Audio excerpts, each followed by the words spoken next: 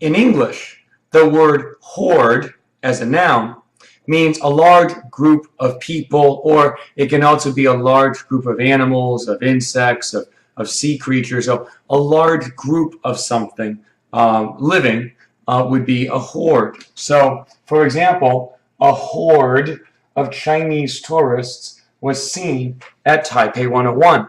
So a horde of Chinese tourists would mean a large number of Chinese tourists have been found at Taipei 101. Or there's a horde of jellyfish in the Sea of Japan that's threatening some of the other sea life in the Sea of Japan between Japan and Korea. But like many words in English, horde has a very interesting and a very well-traveled history. But you have to go back to the 13th century. The Mongols, okay, the Mongolen, okay, we know the Mongols from Chinese history.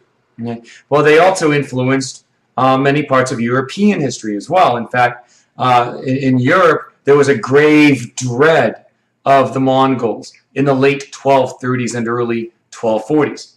The Mongols created the largest empire in the history of the world in the 13th century. In a very short period of time, they created a massive land empire that has not been matched since.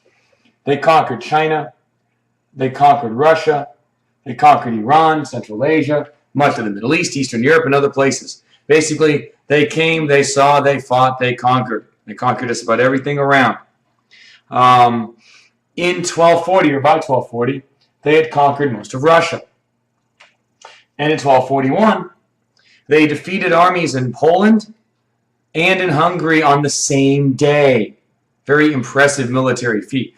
At that time in history, Hungary and Poland had two of the best cavalry or horse units in Europe at the time. They were two of Europe's most powerful states in the early 1240s. The Mongols defeated them both on the same day.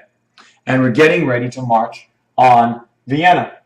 And basically, at this point, there was nothing to stop the Mongols from marching all the way to the Atlantic Ocean. There was nothing now. After Poland and Hungary had been defeated, there was nothing to stop them. Everything to the west was weak, disorganized. Now, you did have a couple of states, but they were not as powerful as the Hungarians or the Poles. So basically, the Mongols now had free reign of Europe if they wanted it. But their leader died. Ogedei Khan died way back in Mongolia. So when Ogedei Khan died, the armies had to go back, return to Mongolia. They had to elect, and yes, they elected a new Khan. They elected a new leader. Now, how does that relate to the word horde? Well, in the Mongolian army, 10,000 soldiers was called a tumen. Okay? This was a military unit of the Mongols. And 2 to 5 tumens was an ordu. An ordu would be equivalent to a modern field army. Okay? So you have 20,000 to 50,000 soldiers in an ordu.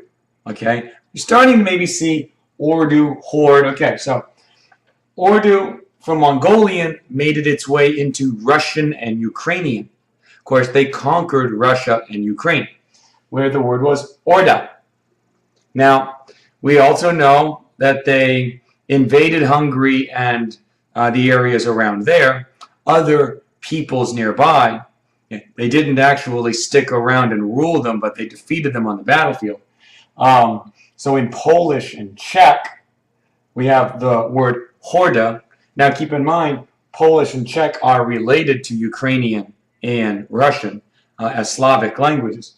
And from the word horda in Polish and Czech, we get the word horde in English. So the word horde came to English from thousands and thousands of kilometers away from the steppes of Mongolia.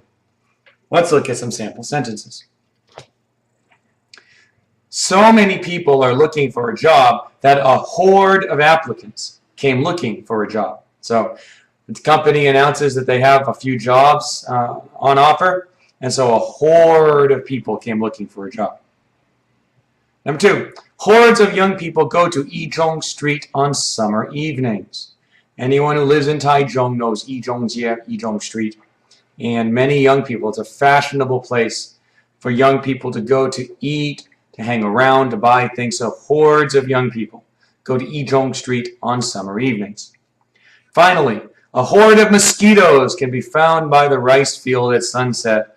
Oh yes, I just love riding my bicycle past those rice fields at sunset, just to have a horde of mosquitoes assault my eyes, ears, and everything else that is an open orifice.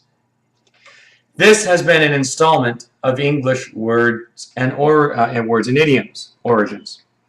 If you have any questions, 你可以上 FB 台中新英朗美语，你也可以上 YouTube TCNEEnglish。